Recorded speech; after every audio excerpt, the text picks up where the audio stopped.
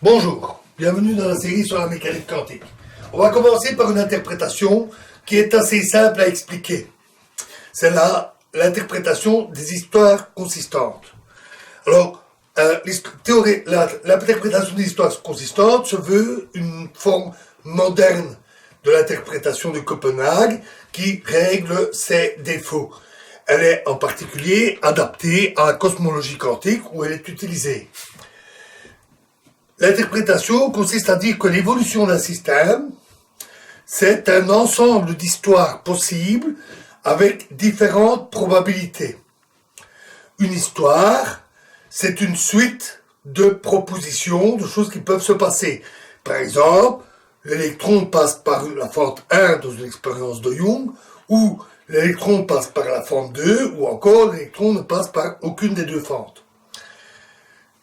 À chaque proposition, on peut associer un projecteur sur un sous-espace de Hilbert, nous avions vu cela avec la logique quantique, et donc on définit une histoire HI comme un produit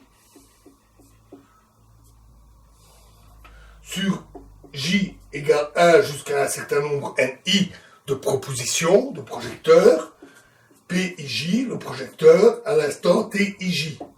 Le symbole grand T ici signifie que le produit est ordonné dans le temps, donc du passé vers le futur. C'est une suite de propositions au cours du temps. On doit ajouter une règle de consistance, d'où le nom de histoire consistante, qui consiste à dire que la trace de HI, ρ, HI croix, donc l'hermétique, le conjugué hermétique, est égal à 0, HJ, si I différent de J. Rho étant la matrice densité initiale du système. Cette règle, en fait, revient à dire que ces histoires sont indépendantes. Si l'on a l'une, on n'a pas l'autre. Et ça permet de définir une probabilité d'une histoire consistante HI qui est donnée par la règle habituelle avec la matrice densité HI, ρ, HI croix.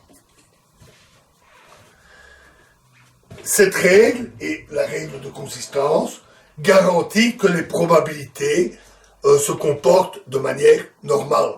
Chaque histoire a une certaine probabilité, le total de toutes les probabilités pour toutes les histoires étant de 100%.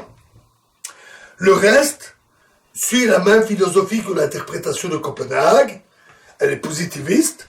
Les probabilités ont un caractère intrinsèque, etc. C'est la même chose. On complète également l'ensemble en utilisant l'équation de Schrödinger et un Hamiltonien pour décrire l'évolution du système. Donc, et ce qui permet en particulier de restreindre les histoires possibles selon l'évolution donnée par l'équation de Schrödinger. Un défaut avec cette approche, c'est qu'il y a trop d'histoires possibles. Il y a beaucoup trop d'histoires possibles. Alors, si on applique la règle de sélection, on ne peut avoir que certaines histoires qui vont ensemble, mais malgré tout, il y en a trop.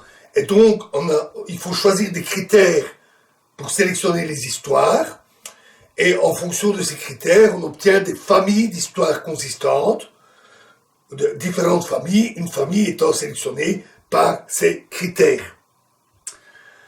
Par exemple, comme critère, on peut choisir le fait qu'il y a des cohérences et les bases privilégiées, et donc choisir les histoires qui aboutissent à des positions définies, par exemple pour une particule ou pour une aiguille qui affiche sur un appareil.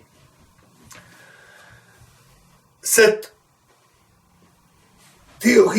interprétation, est défendue par plusieurs physiciens de haut niveau qui travaillent en particulier dans les domaines de la cosmologie quantique, entre autres, comme Gell-Mann, on trouve aussi Zurek et d'autres physiciens. Notons que le choix de dire on prend les bases privilégiées pour sélectionner un certain nombre d'histoires est un problème, puisque là on l'a fait intervenir dans l'interprétation, et de fait, on ne sait plus alors d'utiliser en cosmologie quantique, où il n'y a pas d'environnement ou d'observateur extérieur à l'univers. Et donc, on doit alors utiliser d'autres règles. D'autres choix sont alors nécessaires, et concernant ces choix, les travaux sont toujours en cours. Il y a toujours des travaux autour de cette approche. Alors qu'en est-il de l'évaluation? Donc c'est une interprétation assez simple, en somme.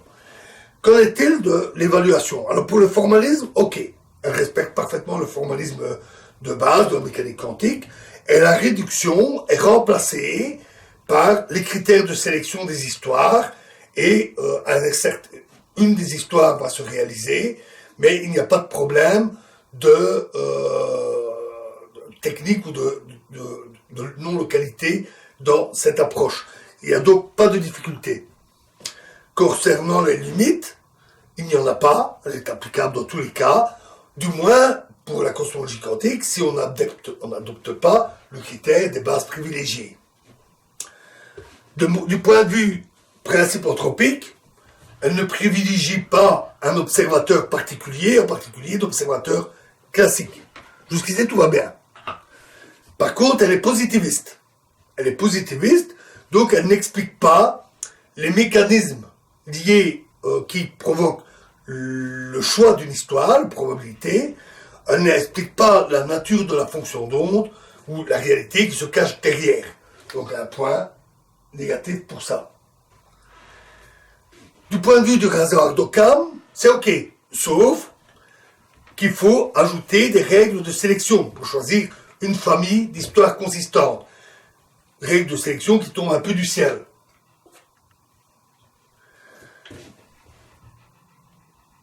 Du point de vue des bases privilégiées, ok, on l'a dit, on peut les éviter.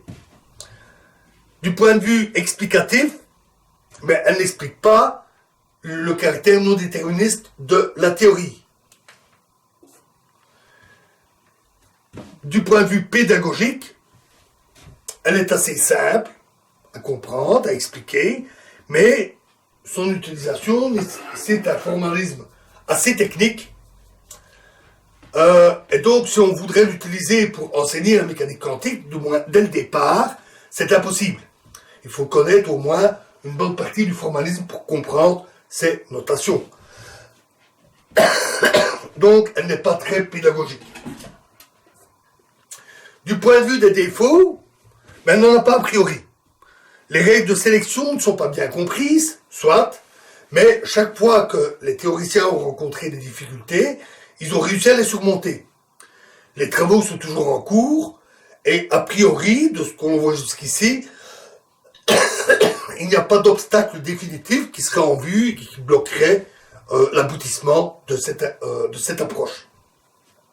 Donc, a priori, pas de défaut. L'évaluation est donc de 4. C'est pas mal, c'est déjà beaucoup mieux que ce qu'on avait obtenu avec l'ancienne interprétation de Copenhague, qui coppelle un chiffre de 10. Donc 4 c'est bien. Voilà, donc c'est déjà à retenir. Alors, dans la prochaine vidéo, nous attaquerons une interprétation qui sera un peu plus longue à décrire, il y a pas mal de choses à dire, c'est les interprétations avec réduction physique, ou plutôt, comme je l'avais signalé, dans ce cas-là, il s'agit plutôt de théorie, puisqu'elle modifie le formalisme. Je vous remercie.